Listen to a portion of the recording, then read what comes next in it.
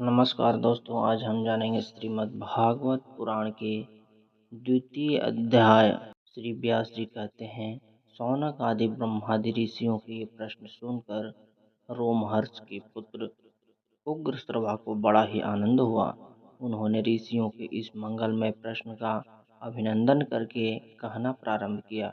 सूत जी ने कहा, जिस समय श्री सुखदेव जी का यज्ञोपवीत संस्कार भी नहीं हुआ था, श्रोत्रालौकिक वैदिक कर्मों के अनुष्ठान का अवसर भी नहीं आया था, उन्हें अकेले ही संन्यास लेने के उद्देश्य से जाते देखकर उनके पिताजी व्यास जी विरह से कातर होकर पुकारने लगे।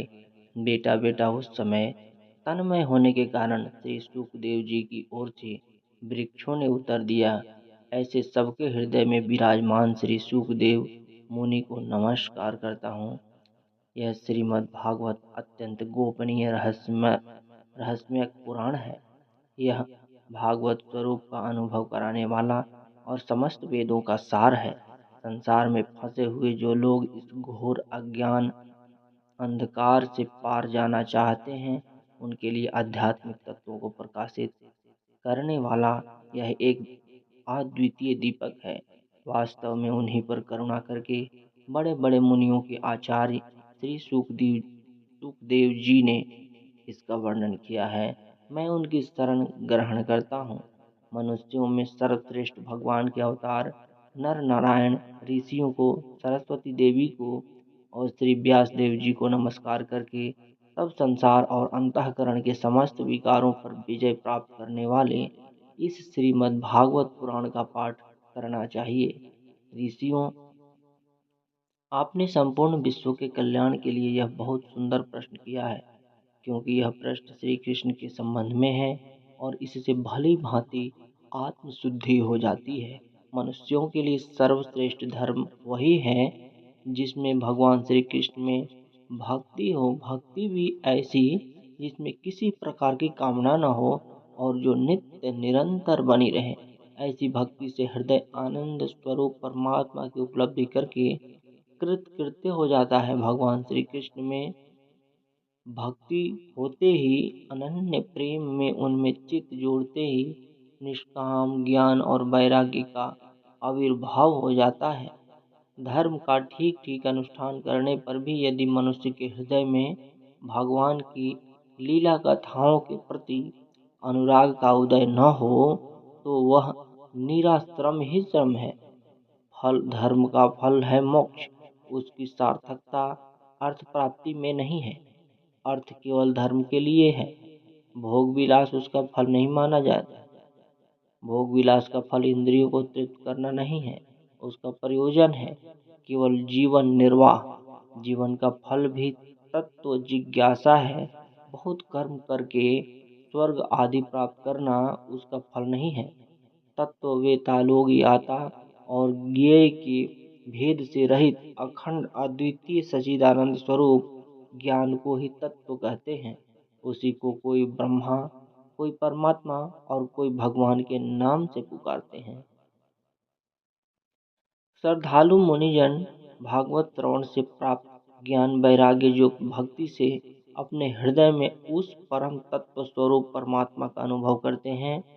शौनक जी ऋषियों, यही कारण है कि अपने अपने वर्ण तथा आश्रम के अनुसार मनुष्य जो धर्म का अनुष्ठान करते हैं, उसकी पूर्ण सिद्धि इसी में है कि भगवान प्रसन्न हो। इसलिए एकाग्र मन से भगवत वत्सल भगवान का ही नित्य निरंतर श्रवण कीर्तन ध्यान और आराधना करना चाहिए। कर्मों की गांठ बड़ी कड़ी है। विचारवान पुरुष भगवान के चिंतन की तलवार से उस गांठ को काट डालते हैं। तब भला ऐसा कौन मनुष्य होगा जो भगवान की लीला कथा में प्रेम न करे।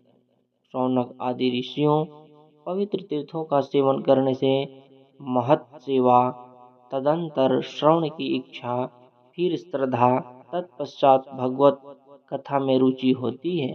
भगवान श्री कृष्ण के यश का श्रवण और कीर्तन दोनों पवित्र करने वाले हैं। वे अपनी कथा सुनाने वालों के हृदय में आकर स्थिर हो जाते हैं और उनकी अशुभ वासनाओं को नष्ट कर देते हैं, क्योंकि वे संतों के नित्य सुहृदय हैं। जब श्रीमद् भागवत अथवा भागवत भक्तों के निरंतर श्रवण से अशुभ वासनाएं नष्ट हो जाती हैं, तब पवित्र कृति भगवान श्री कृष्ण के प्रति अस्थायी प्रेम की प्राप्ति होती है। तब रजोगुण और तमोगुण के भाव, काम और लोभ आदि शांत हो जाते हैं और चित्त इनसे रहित होकर सद्गुण में स्थित और निर्मल हो जाता है।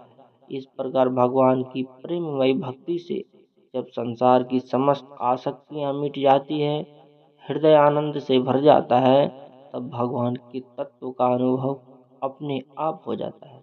हृदय में आत्मस्वरूप भगवान का साक्षात्कार होते ही हृदय की ग्रंथि टूट जाती है और सारे संदेह मिट जाते हैं और कर्म बंधन छिन्न हो जाता है।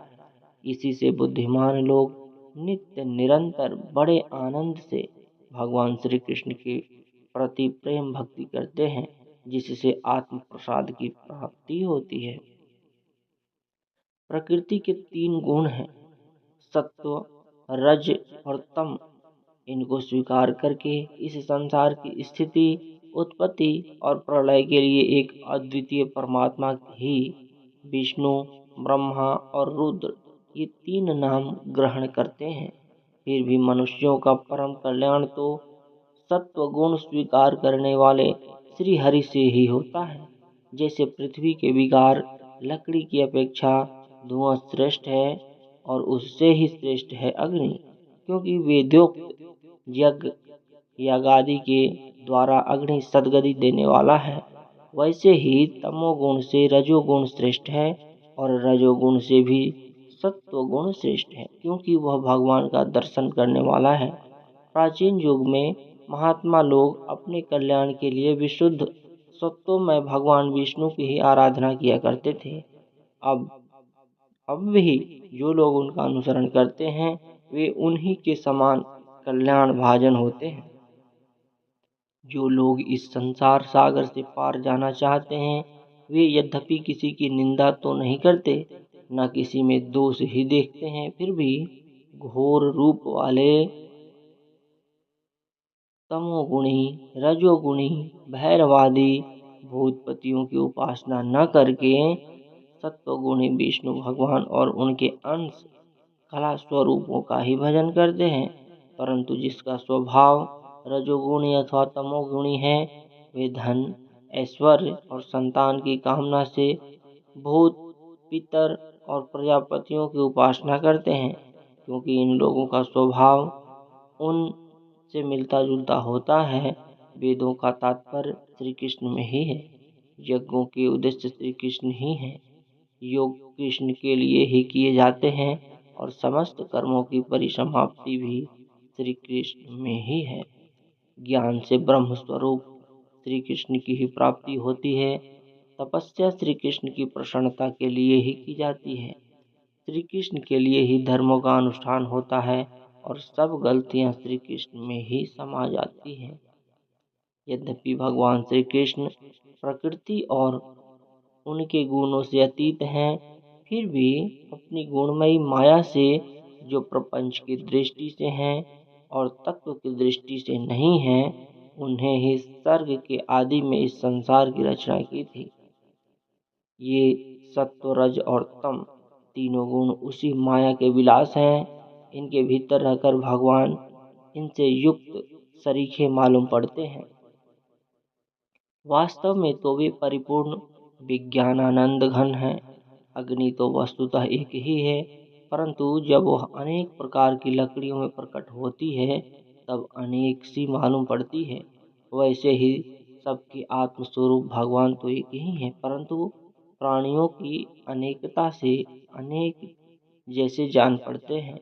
भगवान ही सूक्ष्म भूत, तन्मात्रा, इंद्रिय तथा अंतःकरण आदि गुणों के विकारभूत भावों के द्वारा नाना प्रकार की योनियों का निर्माण करते हैं और उनमें भिन्न भिन्न जीवों के रूप में प्रवेश करके उन उन योनियों के अनुरूप विषयों का उपभोग करते कराते हैं। वे ही संपूर्ण लोकों की रचना करते हैं और देवता, पशु, पक्षी, मनुष्य आदि योनियों में लीला अवतार ग्रहण करके सत्गुण के द्वारा जीवों को पालन पोषण करते हैं।